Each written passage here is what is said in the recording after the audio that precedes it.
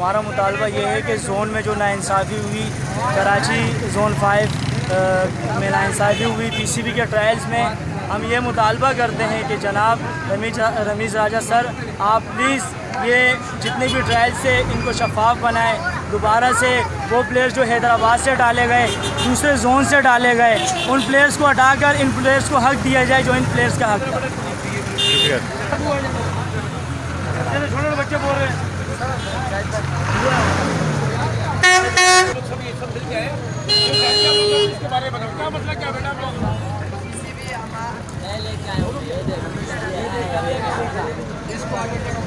करते हैं जनाब रमीज़ राजा साहब से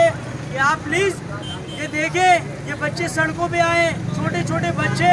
इस धूप में बैठे हुए सड़कों में, जहाँ पर इतनी गर्मी है कराची में, लेकिन अपना हक मांगने आए हुए। कराची में ये जो नाअहली हुई है और ये नाअहली दिखाई गई है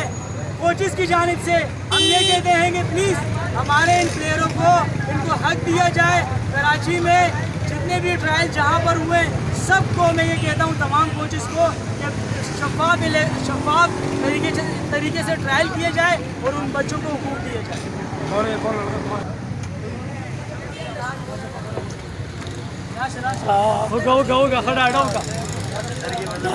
होगा